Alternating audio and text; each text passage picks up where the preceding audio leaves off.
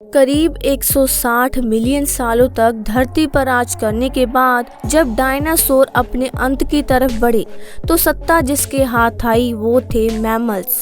6.5 करोड़ साल पहले तक जब डायनासोर अपनी ताकत की नोक पर एनिमल किंगडम को दबा कर रखते थे तब ये जीव भी उसी जंगल का हिस्सा थे, लेकिन इनका अस्तित्व डायनासोर जैसे जानवरों के सामने कुछ भी नहीं था। उनसे ताकत में जीत पाना भले इनके लिए असंभव था, लेकिन आने वाला भविष्य इनके नाम लिखा जा चुका था। 6 करोड़ साल पहले एस्टेरॉयड की तबाही डायनासोर की मौत अपने साथ लेकर आई।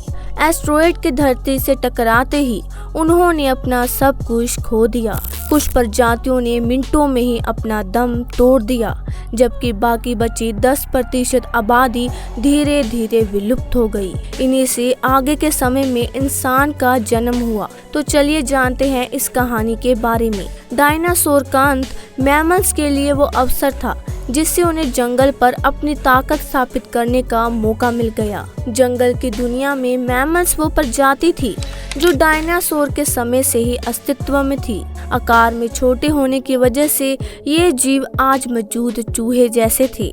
देखा जाए तो मैमल्स की शुरुआत इसी तरह हुई थी। इस स्तनधारी जीव ने खुद को परिस्थितियों में ढालकर रहना सीख लिया था। फिर जब एस्टेरॉयड के टकराने से महाविनाश का सिलसिला शुरू हुआ तो इन्होंने भी अपने कई साथियों को खोया, लेकिन ये बचने में सफल रहे। इस महाविनाश के कारण पैदा हुई गर्मी से बचने के लिए मैमल्स ने जमीन के नीचे रहना शुरू कर दिया। चूहों को साइज में छोटा होने का फायदा मिला, जबकि डायनासोर का आकार ही उनका सबसे बड़ा दुश्मन बन गया। जमीन के नीचे रहते हुए मैमल्स को गर्मी से राहत मिली और भोजन के रूप में उन्होंने हर तरह के कीड़ों और जीवों को अपना शिकार बनाया। वही बात करें ऊपरी सतह की तो वहाँ हो रहे वातावरणीय बदलाव मौजूद जानवरों को तिल तिल कर मार रहे थे। एस्टेरॉयड के टकराने से उत्पन्न हुई गर्मी और धूल के बादलों ने पृथ्वी के वातावरण को पूरी तरह से ढक लिया। सूरज की रोशनी ना मिल पाने के कारण धीरे धीरे पृथ्वी ठंडी होती चली गई, लेकिन अब तक डायनासोर की आबादी धरती से विलुप्त हो चुकी थी। बचे थे तो केवल 5% जानवर, जिनमें से ज्यादातर मैमल्स के परिवार से संबंध रखते थे। महाप्रलय के प्रभावों के थम जाने के बाद धूल के बादलों ने छटना शुरू किया। धरती पर एक बार फिर से वातावरण ने सामान्य होना शुरू किया। पृथ्वी पर इकोसिस्टम फिर से अपने पुराने फेस में आने लगा। इस दौर में मैमल्स केवल 5% तक सीमित थे, लेकिन ये मैमल्स अब इवोल्व होना शुरू हो गए। इनमें से कई नई प्रजातियों ने जन्म लेना शुरू किया।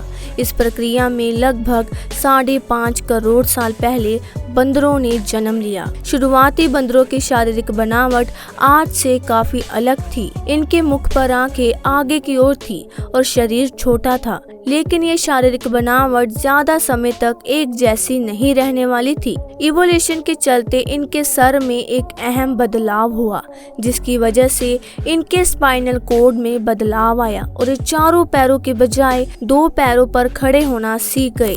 इसके अलावा इवोल्यूशन धरती पर मौजूद पेड़ पौधों और वातावरण में भी हो रहा था। वो पूरी तरह एक नॉर्मल फॉर्म में आ चुके थे और धरती का तापमान 24 डिग्री सेल्सियस तक पहुंच चुका था। करीब 4.5 करोड़ साल पहले बदलाव के चलते ही हमारे दिन 24 घंटे के हो गए। इसके साथ ही हमारी टेक्टोनिक प्लेट्स में भी हलचल हुई। अब तक हमारे सभी द्वीप अपनी स्थिति पर थे, केवल एक और नई संरचना होनी बाकी थी, जिसके तहत 2 बड़े महाद्वीप अपनी जगह से खिसकर एक दूसरे के करीब आ गए।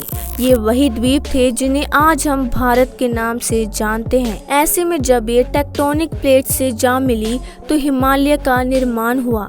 इस निर्माण में कई ऐसी श्रृंखला विकसित हुई जिसके चलते उत्तर में भारत की भौगोलिक स्थिति बदल गई। इसके साथ ही मौसम के पैटर्न में भी भारी बदलाव आया। इस टकराव के चलते दुनिया के सबसे बड़े माउंटेन माउंट एवरेस्ट का निर्माण हुआ।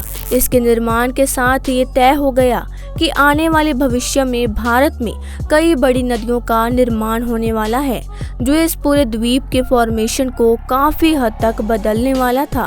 अब जंगल में मैमल्स की वही स्थिति थी जो कभी धरती पर राज करने वाले डायनासोर की हुआ करती थी। लगभग 1 करोड़ साल पहले धरती अपने उस स्वरूप में आ चुकी थी जैसे कि वह आज हमें दिखाई देती है। वातावरण से लेकर पेड़ पौधों तक सब कुछ अपने फुल इवॉल्व रूप में थी। कहने को तो धरती पर सब कुछ था, लेकिन अब भी एक प्रजाति थी जो धरती से गायब थी और वह प्रजाति आने वाले भविष्य में पृथ्वी के इतिहास को बदलने वाली थी। जी हाँ दोस्तों, आप सही सोच रहे हैं, ये प्रजाति थी इंसानों की। लगभग 40 साल पहले पृथ्वी पर फिर एक बड़ी हलचल हुई और अफ्रीका द्वीप के पूर्वी इलाकों में एक नई माउंटेन रेंज पनपी, जिसे आगे चलकर ईस्ट अफ्रीकन रिफ्ट के नाम से जाना गया। इस पर्वत श्रृंखला के निर्माण से केवल भौगोलिक स्थिति में बदलाव नहीं आया, बल्कि मौसमी हवा भी बदल गई। वहां मौजूद जंगल में हवा का प्रवाह कम हो गया, जिससे मौसमी हवा वहां नहीं पहुंच पाई और नमी की कमी से जंगलों ने सूखना शुरू कर दिया। बारिश न होने की वजह से अफ्रीका का यह क्षेत्र काफी ड्राई हो गया, लेकिन इस जंगल में रहने वाले जानवरों ने हार नहीं मानी। अफ्रीका के इसी क्षेत्र में रहते थे पिरोल एपिथेकस, जो आगे चलकर हमारे पूर्वज कहलाए। पेड़ पर रहने वाले बंदर एक टहनी से दूसरे पर जाने के लिए अपने आगे के हाथों का सहारा लेते थे और कभी कभी पेड़ों पर 2 पैरों पर भी खड़े हो जाते थे। हालांकि अभी तक जमीन पर नहीं चल पाए, लेकिन इनमें खड़े होने की क्षमता पहले से ही विकसित हो चुकी थी। इनमें से कई प्रजातियां चिंपैंजी के रूप में विकसित हुई तो कुछ इंसान बनने के लिए विकसित हो गई। इनकी आने वाली पीढ़ियों ने खुद को बनाने के लिए और अपने विस्तार के लिए पेड़ों से निकलकर जमीन का रुख अपनाया। लाखों सालों के एवोल्यूशन में एप्स अफ्रीका के हर क्षेत्र में फैल गए, लेकिन इनके हाथ अभी भी काफी लंबे थे। पेड़ों पर इधर उधर झूलने की वजह से इनके हाथ का आकार बिल्कुल टांगों की तरह ही था। ऐसे में कई हजार साल तक विकास से गुजर जाने के बाद इनके शारीरिक ढांचे में काफी कुछ बदलाव आने लगा। अब ये 2 पैरों पर बेहतर तरीके से चल सकते थे। ऐसे में ज्यादा दूर तक नजर रख सकते थे और अपने लिए भोजन खोज सकते थे और हाथ की मदद से उन्हें खा भी सकते थे। समय के साथ साथ विकास की प्रक्रिया चलती रही, जिसमें एप्स के शारीरिक ढांचे के साथ उनके स्कल की बनावट में भी बदलाव होता गया। पहले जो सर आकार में छोटा था, अब वो बढ़ता गया। 23 लाख साल पहले होमो हैबिलिस वो पूर्वज थे जिनके दिमाग का आकार बढ़ गया। आकार बढ़ने की वजह से ये जान गए कि बुद्धि को किस तरह से अपने सर्वाइवल के लिए इस्तेमाल किया जा सकता है। बुद्धि का कमाल दिखाते हुए सबसे पहले हमारे पूर्वजों ने पत्थर को हथियार के रूप में शेप करना सीखा। जैसे ही उनकी ये तरकीब काम आई, वो जान गए कि पत्थर को कैसे हथियार के रूप में इस्तेमाल किया जा सकता है। तो दोस्तों, आज की वीडियो में बस इतना ही।